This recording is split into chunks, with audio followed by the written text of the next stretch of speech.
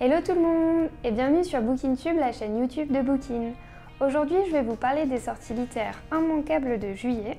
Pour ceux qui ont la chance de pouvoir partir en vacances ce mois-ci, j'espère que vous avez bien rempli votre liseuse.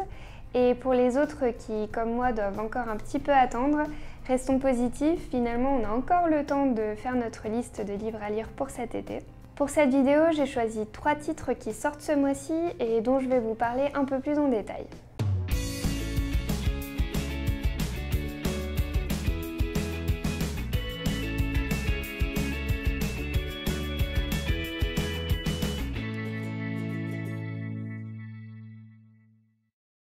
Pour commencer, j'aimerais vous parler du roman La mélancolie du kangourou, qui est le nouveau roman de Laure Manel, qui sort le 5 juillet aux éditions Michel Lafon. Pour rappel, Laure Manel est également l'auteur du roman La délicatesse du homard, qui est sorti l'année dernière.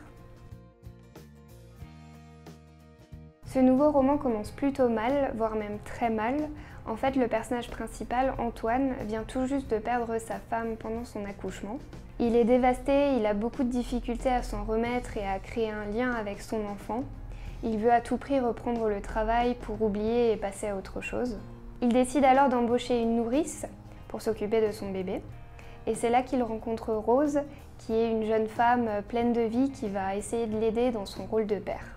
Même si La mélancolie du kangourou commence avec un drame assez horrible, on sent que l'auteur va vouloir réinsuffler une certaine joie de vivre dans le quotidien d'Antoine, à travers le personnage de Rose. Le thème du deuil et de la reconstruction après ce genre de drame sont vraiment prépondérants dans ce roman, mais on croise les doigts pour que la fin soit plus heureuse pour les personnages.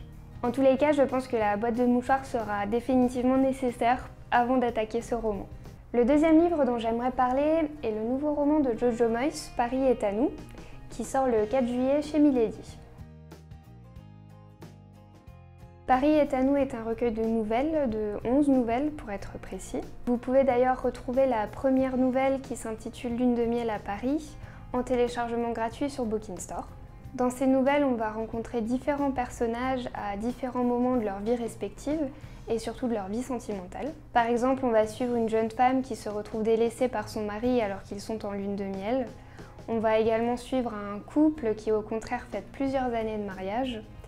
D'autres qui vont également retrouver leur amour de jeunesse ou qui vont avoir un coup de foudre au détour d'une rue. Des situations qui en somme font partie de la vie de tous les jours, mais qui vont devenir des histoires touchantes et pleines d'humour qui sortent vraiment de l'ordinaire grâce à la plume de Jojo Moyes. Le dernier livre que j'aimerais mentionner dans cette vidéo est Rébellion, qui est le premier tome de la série Darkest Minds d'Alexandra Bracken, qui sort le 12 juillet aux éditions de La Martinière Jeunesse.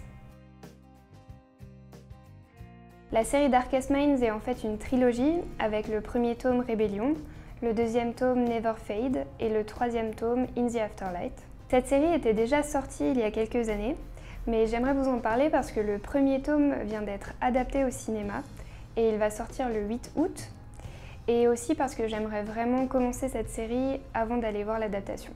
À lire le résumé, cette série me fait beaucoup penser à la série Young Elites de Mary Lou. On retrouve un peu cette idée d'épidémie qui va ravager les classes les plus jeunes de la population. Ceux qui ont survécu à ce virus ont développé des pouvoirs qui font d'eux des parias et même des dangers pour le reste de la société. Ils se retrouvent envoyés dans des camps et classés par couleur selon le danger qu'ils représentent. Certains d'entre eux refusent de rester sans rien faire et décident de s'échapper, même s'ils ne contrôlent pas totalement leur pouvoir. Voilà, cette vidéo est maintenant terminée et j'espère qu'elle vous aura plu. J'aurais également une question pour vous. Quels sont les livres que vous avez prévus ou que vous souhaiteriez lire cet été? N'hésitez pas à nous laisser les titres en commentaire ou à venir discuter avec nous sur les réseaux sociaux. Comme d'habitude, vous trouverez une sélection un peu plus large d'immanquables pour le mois de juillet sur le blog et sur la librairie également. Et on se retrouve très vite pour une nouvelle vidéo. À bientôt!